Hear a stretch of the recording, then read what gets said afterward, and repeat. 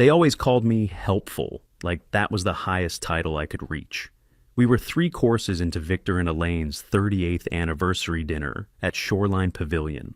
Crystal glasses, waiters in black aprons, a piano player in the corner doing soft versions of Sinatra. The kind of place where folks speak quieter, like the carpet's listening. Quick note, before we go further, tell us, where are you watching from? My name's Darren Cole. I'm 56 now, and I'm telling you about the night I stopped pretending. I was in the back corner of the ballroom, checking cables for the tribute slideshow I'd put together. I'd offered, thought it might get me a little credit, but no. To them, I was just the guy who knew gadgets and tools, like I lived in a shed with extension cords for friends. Marla, my wife, stood 3 chairs away at the long head table, laughing along with her brother Nolan. He was mid-story about some complicated spine surgery, full of hand gestures, like he was building the patient from scratch. Her sister Paige was on the other side, soaking up praise for her first big case, something about contract fraud and how she smelled it a mile off. No one asked what I was working on lately. That wasn't unusual. At dinners like these I stopped offering. They never cared. Then Elaine tapped the mic between toasts. That mic was meant for a sweet thank you, a line about long marriages and shared blessings. Instead, she leaned forward like she was telling a secret and said, "Into the damn PA system. We wish our daughter had never married you." For a full second, the whole room froze. Forks mid-air. A waiter paused mid-pour. Even the piano guy's hands hovered over the keys like he wasn't sure if he should keep going. I didn't blink. I didn't look down. I just pushed my chair back, slow and steady like I'd rehearsed it, and stood up. "If you don't want me here," I said, "watch how gone I can be." Marla didn't look at me. Paige bit her lip and turned toward her wine. Victor made this small, helpless shrug, like the damage was already done. Nolan smirked. A month before that night, I was at Victor and Elaine's place to drop off sample layouts for the party program. Their house always smelled like lemon cleaner and old money. Everything shined, nothing felt lived in. Elaine waved me toward the dining room and said, "Just leave it on the buffet," like I was delivering a pizza. I set the folder down, and that's when I saw it. Another folder, half hidden under a glass dish of peppermints. My name was on the tab, not my nickname, not Darren. My full name, neat and centered, like it mattered. Curiosity didn't knock. It kicked the door in. Inside were printouts. Bank headers, transfer confirmations, our joint savings account, the one Marla and I built dollar by dollar, skipping trips, saying no to upgrades, planning a small house expansion and a shop of my own someday. The balance wasn't just low, it was carved up. $46,800 gone, 16 transfers spread over 4 years. The labels were polite lies. Family assistance, loan consolidations, exam fees, emergency tuition. I sat down hard in one of their dining chairs and traced routing numbers with my finger. Nolan's consolidation popped up again and again. Paige's bar prep fees. A bridge retainer when her firm delayed her start date. Each transfer had Elaine's signature as temporary support. 7 had Marla's co-authorization. 7. Then I saw the sticky note. Blue ink. Careful handwriting. The same hand that wrote church thank you cards and Christmas envelopes.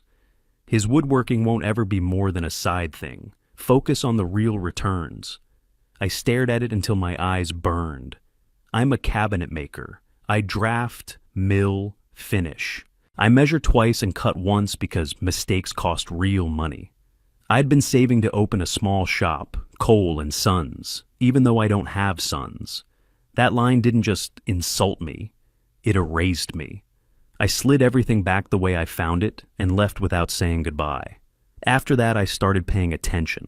At dinners, Nolan was introduced as the surgeon, Paige as the attorney, me, Marla's handyman husband. They'd chuckle like it was a private joke I wasn't in on. When I mentioned a commercial bid I was putting together, Victor would pivot hard to golf or property taxes. Elaine would ask if I'd fixed their pantry hinge yet. I stopped talking and started listening. In their garage, I dug out old home videos under the excuse of digitizing memories. I switched on my phone's recorder and let it run in hallways, kitchens, back porches. They forgot I was there fast. Elaine said, "If Marla had picked better, we'd be in Boca by now." Victor said, "At least the other two are ROI positive." Nolan laughed and said, "Give him a year. He'll be crawling back for a loan." Paige said, "Practice husband taught her what not to do." I collected emails and texts too. Screenshots of the transfers. Marla's message to Elaine, "We'll replace it next quarter, Mom." Victor's reply in a separate thread. No paper trail beyond this thread. I labeled everything. Dates, amounts, sources. I wasn't guessing, I was counting. Back in my shop, surrounded by clamps and sawdust, I cut a test tribute video. Soft piano, family photos, smiles, vacations. The kind of thing people dab their eyes at and forget by dessert. Then I duplicated the file and built a second half. Bank statements slid onto the screen. Audio clips played over black frames. Photos of my finished work followed. The walnut credenza for the library. The maple island with hand-cut dovetails. The conference table that took me 90 hours. Pieces they never once shared or praised. I offered to handle the slideshow to save them the vendor fee. Elaine didn't even look up. "Don't make it weird," she said. "People like classic." Classic meant no surprises. A safe, shiny, flattering version of themselves. I nodded like I agreed. The night of the party, I sat at the tech booth with Ray, the pavilion's AV lead, former Marine, keeps his beard tight, his mouth shut, and his eyes on everything. I handed him a labeled thumb drive, SLIDE_A38. But the real file, the full one, was already loaded onto the venue's laptop, tucked into a generic folder and pre-linked to a cloud drive that would go live 35 minutes after I walked out. Ray glanced at the thumb and raised an eyebrow. "Backup," I said. He nodded once. Didn't need more. I'd built 3 backstops. First, an email draft to Victor's top construction clients, Nolan's hospital board, and Paige's mentoring committee. Each message included linked files, screenshots, and time-stamped notes. Nothing emotional, just receipts. Second, a scheduled post to my business page. Caption read, "What family support looked like when you weren't the investment." Third, a mirrored upload to a burner account, in case they tried to flag the originals. All timed, all clean. That afternoon, while they were in hair and makeup or fake laughing over cocktails, I rehearsed the sequence with Ray. We sat in the dim ballroom, with the lights low and the speakers hot. The opening minutes looked like a Hallmark ad. Wedding photos, beach trips, baby Nolan grinning like a model, soft piano, sepia tones, real tears if you didn't know better. Then I showed Ray the hard cut and one still. A bank statement overlaying a silent clip of Elaine wagging her finger at Marla. He watched for maybe 5 seconds before blinking slow. "If you're doing this," he said, "commit." I didn't answer. I didn't need to. I spent the next hour loading everything onto my phone. Timers set. Everything was queued. All I had to do was leave. I turned off every ringer, every alert, no second guessing.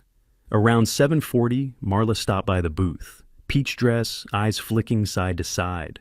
She leaned close, whispered just loud enough for me to hear. "Don't make tonight about you." I held her stare and nodded once. Ray rolled his chair back from the soundboard and stretched his neck. "You locked in?" he asked. I tapped my screen. "Tight as it gets." He didn't smile, but he didn't look away either. Just adjusted his headset and said, "Let me know when to fade." By 7:50, the ballroom was packed. A soft buzz floated over the clink of forks and glasses. Victor moved through it like a politician at a donor dinner, clapping backs, laughing a beat too loud, shaking hands like they meant something. Elaine glided behind him in a silver wrap that sparkled every time she turned toward a new face. Her smile said, "Gracious matriarch." Her eyes said, "Don't touch my purse." Nolan held court by the bar, dark suit, no tie, collar open. He told a story about a spinal fusion he almost didn't take because it was too risky. Said the whole room gasped when he pulled it off. A group of women nodded like he was handing out oxygen. Paige was surrounded too, flipping between clerkship offers like they were baseball cards. "Federal pays less," she said, "but the doors it opens." Everyone around her leaned in, heads tilted toward them like plants chasing sunlight. And me? I moved plates, checked the projector cable again, passed out folded napkins to the servers who didn't know where the extras were stashed. Invisible's not always a curse. It's a superpower if you use it right. I made sure my angle to the exit was clean. Path clear. Sightline to the AV booth open, phone in my pocket, timer set. Victor's business partner raised a glass first.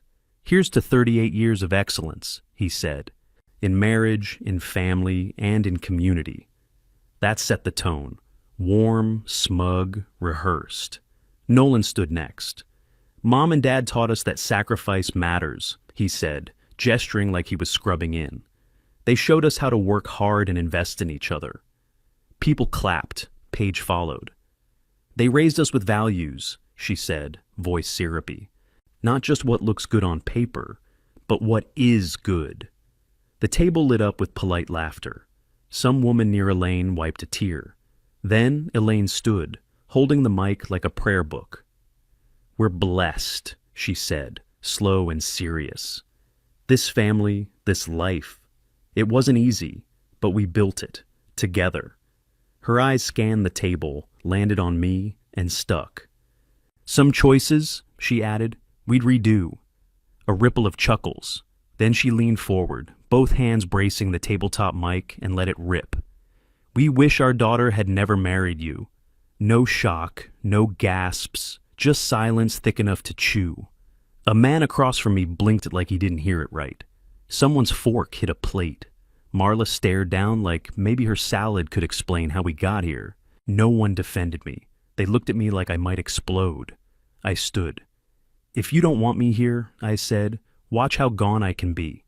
I pushed my chair back, buttoned my jacket, and walked smooth toward the aisle. Ray caught my eye from the booth. I gave him a small nod. He didn't move much, just settled his headset into place and flexed his jaw. He knew what was coming. Outside under the portico, the air felt cooler, like the night was giving me space. I stopped near a marble column and checked my phone. 7 minutes to the first email push. Everything's still green. I turned my ringer off and slid the phone back into my pocket. No speeches, no tears. From inside, the bass from the speakers and the chatter softened, like a radio left on in another room. Laughter rose and fell in waves. The party kept breathing without me. The pavilion had an employee smoking nook by the service door, metal bench, sand bucket, yellowed sign about breaks. I stood there alone. My hands were steady, the way they get right before you cut a joinery line you can't undo. Calm doesn't mean doubt, it means focus. My phone buzzed once in my pocket. I checked it. Ray. "They're calling for the tribute." Another buzz followed right after, from a number I didn't recognize. "Come back in and apologize." I didn't reply to either. I pulled the phone back out and opened my business page draft. The caption stared at me. "Every shop has sawdust. Here's theirs." I hovered over edit, thought about softening it, thought about how many times I'd swallowed words to keep the peace. I locked the screen and left it as is. Another buzz. "Ray, stand by." I leaned against the column and pictured the room. Lights dimming, chairs turning, Elaine squeezing Victor's hand, Nolan smirking, Paige checking to see if anyone important was watching. Then Ray texted one word, rolling. I could see it in my head clear as a cut line. Wedding photo first. Everyone smiling too wide. Baby Nolan, baby Paige, family vacations, champagne toasts, perfect lives stitched together with piano music, the room loosening, people sighing, settling in. At 2 minutes and 13 seconds, the screen was set to go black. Victor's voice would come through clean and loud. "Marla married down. We're carrying him." After that, the bank statements would slide in, red boxes, dates, amounts. Elaine's note in her careful blue ink. Better to invest in the real futures. I didn't pray. I didn't ask for strength or forgiveness. I checked my watch. 6 minutes to the emails, 20 to the cloud folder. 35 to the cross posts. Inside, applause swelled as the opening photos played. Out here, a staff member pushed through the service door and lit a cigarette, nodded at me without curiosity. I nodded back. Then I lifted my wrist again, watched the second hand click forward, and let the clock do its job. Ray's texts came fast. Silence. Confusion. Victor standing. I stayed where I was, back against the cool stone, eyes on the dark parking lot. Inside, the music cut. Then the screen went black. Elaine's voice came through the speakers, clean and loud. No piano under it this time. He'll never scale that cabinet hobby.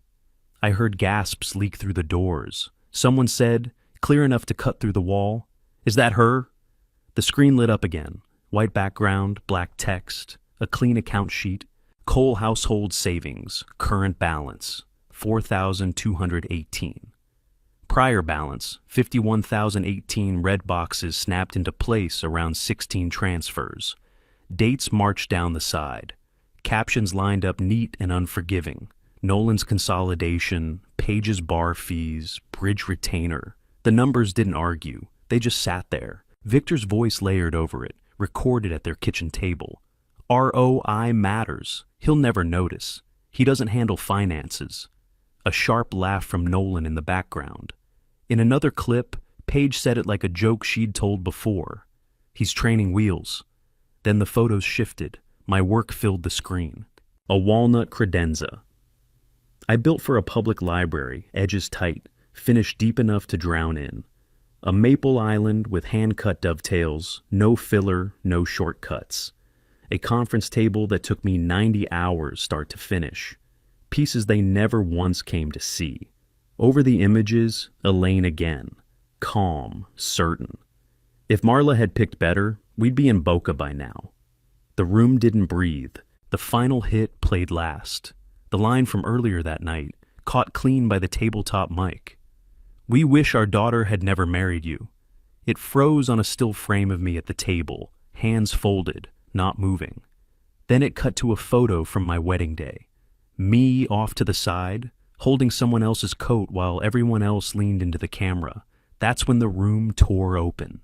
A man in a sport coat shouted, "You robbed him!" A woman near the cake slapped her hand over her mouth. Someone laughed once, sharp and wrong. Victor bolted for the projector cart. 3 phones were already up, filming. Someone yanked a cable. The screen flickered, then kept playing. The mirrored laptop kicked in without a hitch. Ray didn't move. He stood at the console, hands flat, eyes forward, and let it run. The final slide came up plain and centered. Then it faded to black. Right on time, my phone vibrated. The first batch of emails went out. Subject lines stayed boring on purpose. Regarding the Cole-Hartwell partnership. Links, screenshots, dates, no commentary. The body text was short. "If you care about integrity in bids as much as I do in builds, you should see this." Inside, voices stacked on top of each other. Accusations, defenses, people who just wanted a better angle to watch it burn. Lines formed fast, not for cake, for answers. My phone buzzed again. Marla. I let it ring until it stopped. Another buzz. Nolan, then Page. I didn't pick up.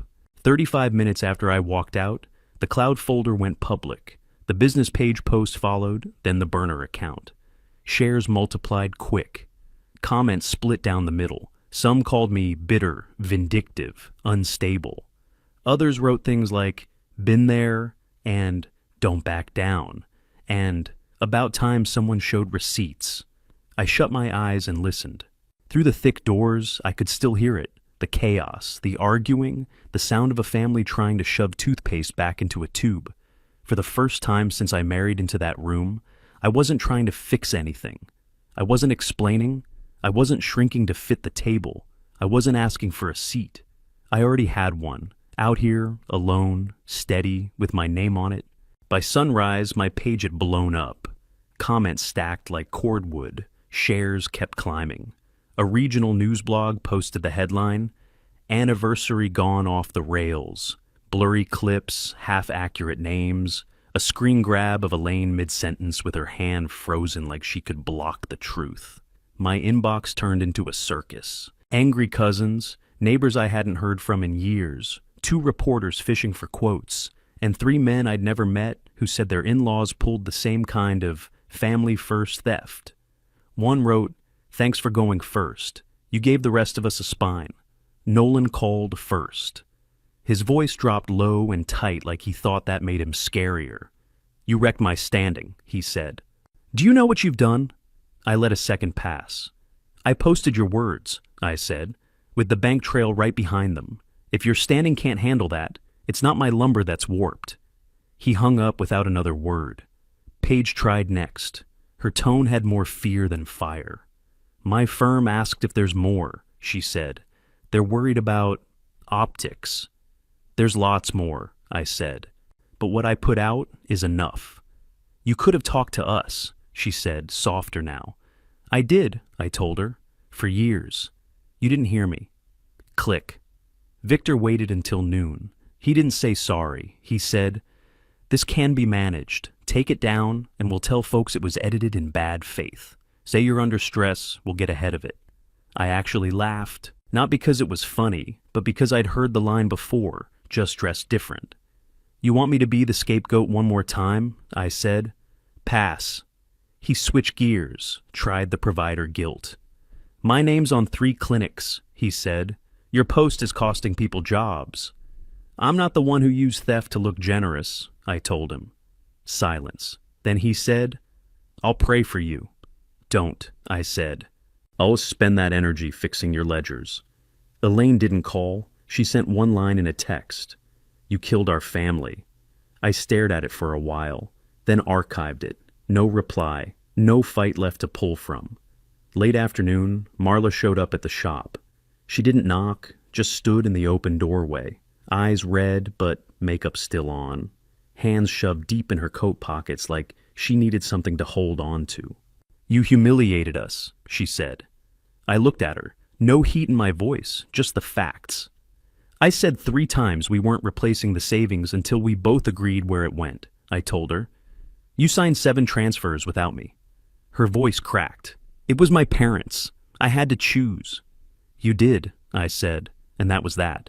The next morning, I opened my inbox, and there it was. A subject line I read twice to make sure I hadn't imagined it.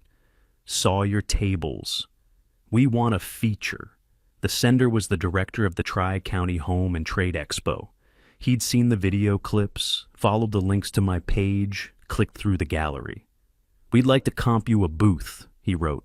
"Stories cut through noise. So does quality. People will want to see where you stand." I stared at it for a long time before breathing. I took the booth. For the first time in years, I stopped apologizing for the space I took up.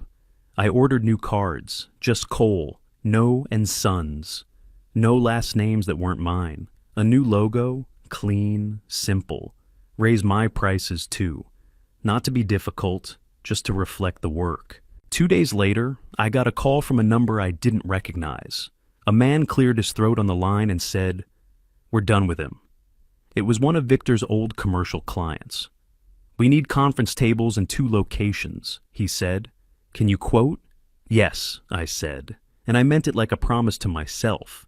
The trade expo smelled like lumber and fried onions. Families, contractors, architects, retirees all packed into the fairground center. People wandered past booths of siding samples, mini barn models, and paint catalogs.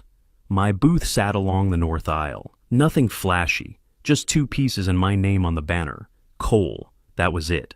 I brought a 7-foot white oak table, smooth finish, waterfall edge, grain matched down the legs.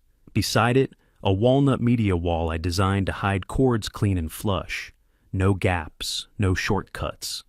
People walked up slow, like they weren't sure what they were looking at, then touched the wood like it might still be warm. "You made this?" a guy asked, hand on the oak. "Every inch," I said. A local news crew wandered past mid-afternoon. The anchor spotted my name and raised a brow. The camera guy lingered. "You the anniversary guy?" she asked. "I'm the cabinet maker," I said. She nodded and moved on. Orders started trickling in. A bar owner wanted 8 tops and a host stand. A woman building a co-working space asked about a live edge conference table and cubby storage that didn't look like an afterthought. I said yes to what fit, no to what didn't, kept my lead times honest, didn't underquote just to land a check. 2 weeks later, I signed the lease on a bigger workspace, 15 minutes from my old garage. Nothing special. Concrete floor, wide loading door, enough natural light to work without a headache. I painted one wall white and left the rest alone. I hired a part-timer, Benito, 19, always early, always asking questions that made me pause and explain what mattered. He reminded me of a younger version of who I might have been, if someone had made space for it. I stopped wearing my wedding ring. No announcement, no panic. I just left it in a drawer with old screws and backup driver bits.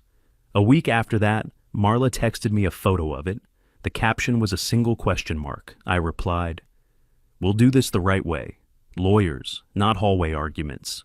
She didn't text back. A month in, Ray showed up to the shop with a travel mug and a quiet smile. "You know you changed the room that night," he said. I wiped sawdust from my hands and leaned against the bench. "I didn't win," I told him. "I just told the truth." Ray took a sip and shrugged. "That's winning enough." The payback didn't come loud. It came in paperwork and silence. Victor's business partner called and asked if I'd give a statement, something about altered bids on a municipal job. I told him I'd share the emails and keep my part factual. He said that was more than enough. Nolan got reassigned. Non-elective rotations, the article said, while they assessed public trust. He posted a statement about privacy, integrity, and professional boundaries. The comments did what comments do. Paige's mentors paused a committee appointment.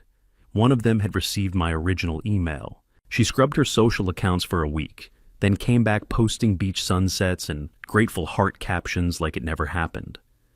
Elaine ran into my sister at the grocery store, told her, "He's cruel." My sister, who used to roll her eyes about how quiet I was around Marla's family, looked her in the face and said, "He's my brother." That mattered more than I expected. Mid-November, an older couple came by the shop. They didn't say much at first, just ran their hands along the walnut wall like it held something more than wood. After a minute, the husband cleared his throat. "We lost a son," he said. "We said ugly things once. Took us 10 years to start making it right." I paused, not sure what to say. "I'm sorry for your loss," I said. The wife stepped forward. "Don't confuse taking back your life with cruelty," she told me. Then they bought the wall, full price, no questions. I walked them out, watched their car leave the lot, and sat down on the step outside. That moment felt like a kind of permission. Like I wasn't just reacting anymore, I was building forward. My lawyer filed the paperwork for legal separation. No drama, just 2 names on paper, and a split that already existed in every real way that counted. I didn't fight for the house, didn't want it. I wanted the shop, my tools, my back, my name. At night, I'd open the bay door and let the place cool down. The quiet had weight, but it didn't press on me. I'd sit on a stool, run my hand across a fresh board, and stare at it like it held the next piece of the map. They'd spent years telling me who I wasn't. I finally got the chance to show them who I am. 2 months after the pavilion night, my phone rang from an unknown number. I answered out of habit. It was Victor. He sounded smaller, like someone who'd gotten used to hearing no. "The phones don't ring like they used to," he said. "People talk." He asked me to meet him in the park behind their subdivision. I didn't ask why. I just said, "Okay." The sky was low and gray when I pulled up. Leaves rattled across the sidewalk. Victor stood by the gazebo. No tie. Shoulders sloped. He looked like a man waiting for something that already passed him. "Elaine doesn't sleep," he said. "She cries. She says she'd take it back." I watched his face, saw the performance flicker behind the words. "You telling me that for my sake?" I asked. "Or yours?" He looked away. "Both." Then he tried another angle. "You could help us fix this," he said. "If you wanted." I didn't move. "I did help," I said. "I turned the lights on. That's as far as I go." He nodded slow, like that was the last line on a script he hadn't rehearsed past. A minute later, I heard footsteps on the gravel. Marla. Hair pulled back, no makeup. Hands shoved in her coat pockets like she needed something to hold. She stopped just short of me. "I picked them over you," she said. "That's what I did." "Yeah," I said. "You did." We stood a foot apart with 10 years of weight between us. "If I asked for a second chance," she asked, "would you try?" I thought about all the dinners where I laughed at the right times, where I bit my tongue every time they introduced me like a joke. I thought about that sticky note in blue ink. Better to invest in the real futures. I thought about the transfers she co-signed and the silence that followed. "I don't hate you," I said. "I just like myself more now." She didn't cry, didn't flinch. She nodded once, like she'd been waiting to hear me choose me. We didn't hug. I walked to my truck and drove straight to the shop.